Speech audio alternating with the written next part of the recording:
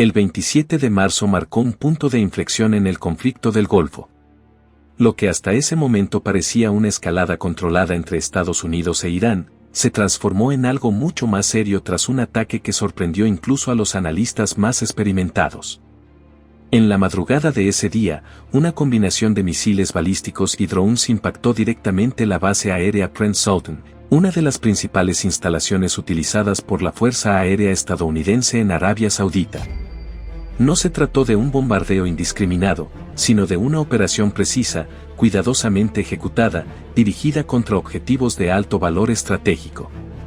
Horas después, comenzaron a circular imágenes satelitales y registros visuales que confirmaban lo que inicialmente parecía un rumor exagerado. Entre los daños, destacaba la posible destrucción total de un avión E-3G Sentry, una plataforma de alerta temprana y control aéreo conocida como AWACS. A su alrededor, también se observaban varios aviones cisterna KC-135 afectados, algunos con señales claras de incendios severos. El impacto del ataque no se mide únicamente en términos materiales. La base Prince Sultan es un nodo clave en la red de operaciones aéreas de Estados Unidos en Oriente Medio. Desde allí se coordinan patrullas, misiones de vigilancia, operaciones de disuasión y despliegues estratégicos en toda la región del Golfo. Además de los daños en aeronaves, se reportaron al menos 12 militares heridos, lo que añade una dimensión humana al incidente. Sin embargo, lo más preocupante no es solo el daño visible, sino lo que este ataque revela, vulnerabilidades que hasta ahora se consideraban controladas. Este episodio marca una ruptura en la percepción de seguridad de las bases estadounidenses en la región. Si una instalación de este nivel puede ser alcanzada con tal precisión, entonces ninguna infraestructura puede considerarse completamente segura. Lo ocurrido no es un hecho aislado. Es un mensaje. Para comprender la magnitud de lo ocurrido, es necesario detenerse en el papel que desempeña el E-3G Sentry dentro de la estructura militar estadounidense. A simple vista, puede parecer un avión más, aunque con un distintivo radar rotatorio en la parte superior. Sin embargo, su función va mucho más allá de la vigilancia convencional. El AWACS es, en esencia, un centro de comando aéreo que opera desde el cielo. Equipado con el radar APY-2, este sistema es capaz de detectar objetivos aéreos a distancias superiores a los 400 kilómetros, incluso en entornos complejos donde otros sensores tendrían dificultades. Puede rastrear simultáneamente múltiples contactos, diferenciando entre amenazas potenciales, aeronaves aliadas y objetivos desconocidos. Pero su verdadero valor no reside solo en la detección. Dentro del avión, una tripulación especializada analiza la información en tiempo real y coordina las operaciones aéreas. Desde allí se dirigen interceptaciones, se asignan blancos, se reorganizan formaciones y se mantiene una visión global del campo de batalla. En otras palabras, el AWACS permite que las fuerzas aéreas operen de manera integrada, eficiente y coordinada. Sin él, los cazas dependen de sus propios radares, lo que reduce significativamente su alcance de percepción y su capacidad de reacción. La versión E-3G representa la evolución más avanzada de esta plataforma. Incorpora sistemas digitales de arquitectura abierta, mejores capacidades de procesamiento de datos y una integración más sofisticada con otras fuentes de inteligencia. Antes del ataque, la flota operativa de estos aviones era limitada. Con aproximadamente 16 unidades en servicio y una disponibilidad que no supera la mitad, cada aeronave tiene un valor estratégico enorme. La posible pérdida de uno de ellos no es simplemente un golpe táctico. Es un impacto directo en la capacidad de mando y control aéreo. Junto al AWACS, otro tipo de aeronave fue afectado durante el ataque, los KC-135 Stratotanker. Aunque menos visibles mediáticamente, su función es absolutamente crítica.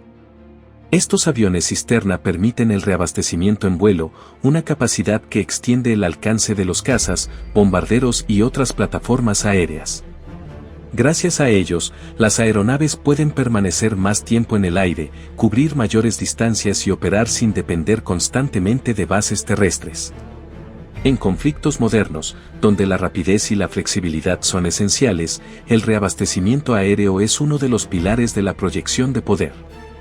Sin esta capacidad, las operaciones se vuelven más limitadas, más predecibles y, en consecuencia, más vulnerables. Las imágenes posteriores al ataque sugieren que al menos uno de estos aviones fue alcanzado directamente y sufrió un incendio significativo. Otros presentan daños cuya magnitud aún no ha sido completamente evaluada. Esto introduce un problema adicional. No se trata solo de perder capacidad de vigilancia, sino también de restringir la movilidad de toda la fuerza aérea desplegada en la región. La combinación de daños a AWACS y KC-135 genera un efecto multiplicador.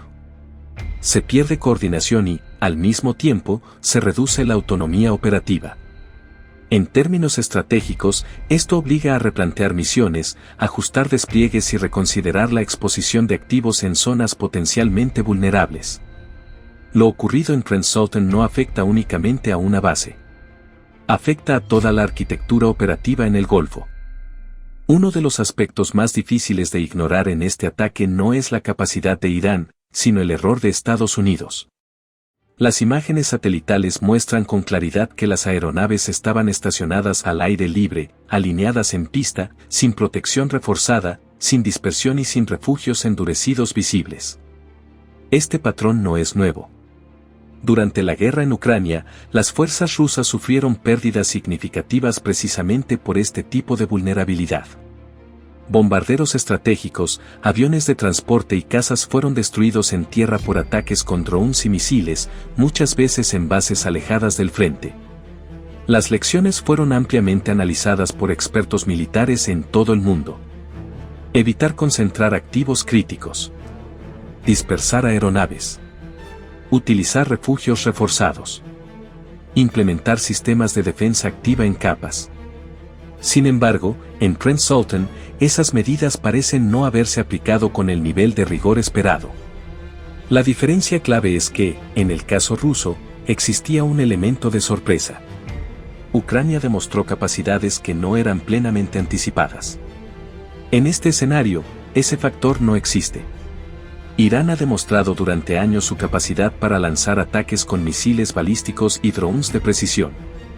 Ha atacado infraestructuras energéticas, bases militares y objetivos estratégicos en distintos puntos de la región. Por lo tanto, la amenaza era conocida. El hecho de que activos tan valiosos estuvieran expuestos sugiere una combinación de exceso de confianza, limitaciones operativas o una evaluación de riesgo que subestimó la capacidad real del adversario. Este capítulo no trata solo de lo que hizo Irán, sino de lo que Estados Unidos dejó de hacer. Otro elemento central del ataque es su nivel de precisión. Los impactos no se distribuyeron de forma aleatoria dentro de la base. Por el contrario, se concentraron exactamente en las zonas donde se encontraban los activos más valiosos, el AWACS y los aviones cisterna. Esto sugiere que los atacantes no solo tenían capacidad de alcance, sino también información detallada sobre la disposición de los objetivos. Aquí entra en juego el factor inteligencia. Diversos reportes indican que, en los días previos al ataque, satélites habrían captado imágenes de la base en varias ocasiones. Estas observaciones habrían permitido identificar patrones de estacionamiento, posiciones específicas de aeronaves y posibles ventanas de vulnerabilidad. La posibilidad de que esta información haya sido compartida con Irán añade una capa adicional de complejidad al conflicto. En ese caso, el ataque no sería únicamente el resultado de capacidades propias iraníes, sino de una cooperación indirecta que amplifica la efectividad de cada operación. Esto cambia la naturaleza del enfrentamiento. Ya no se trata solo de misiles contra defensas. Se trata de información contra vulnerabilidad. Y en ese terreno, la ventaja puede inclinarse rápidamente hacia quien tenga mejor acceso a datos precisos y actualizados. Lo ocurrido en Trent Sultan no encaja completamente en el modelo clásico de enfrentamiento aéreo. Irán no intentó derribar cazas en combate, ni buscar superioridad aérea directa. En lugar de eso, eligió atacar los elementos que hacen posible esa superioridad. Este enfoque puede describirse como una estrategia de desgaste estructural. En vez de enfrentarse a los sistemas más visibles, se enfoca en los nodos que sostienen toda la operación. Plataformas de vigilancia. Aviones de reabastecimiento. Infraestructura logística. Bases de despliegue. Al degradar estos componentes, el efecto final puede ser igual o incluso más significativo que una victoria en combate directo. La destrucción de un AWACS reduce la capacidad de coordinación. El daño a los KC-135 limita el alcance operativo. La amenaza constante obliga a dispersar recursos y a operar con mayor cautela. Todo esto genera fricción. Y en el ámbito militar, la fricción es uno de los factores que más afectan la eficiencia de cualquier fuerza. Esta estrategia no busca una victoria inmediata. Busca debilitar progresivamente la capacidad del adversario para operar con normalidad. El posible intercambio de inteligencia entre actores internacionales introduce una dimensión más amplia al conflicto. Si efectivamente existe un flujo de información que permite identificar posiciones, movimientos y vulnerabilidades, entonces el campo de batalla ya no se limita a la región del Golfo. Se extiende al espacio. Los satélites de observación se convierten en herramientas clave.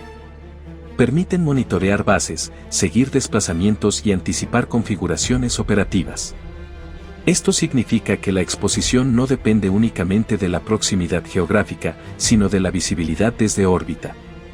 En este contexto, cualquier concentración de activos puede ser detectada y eventualmente, atacada. Esto obliga a replantear conceptos tradicionales de seguridad. Ya no basta con defender el perímetro físico de una base.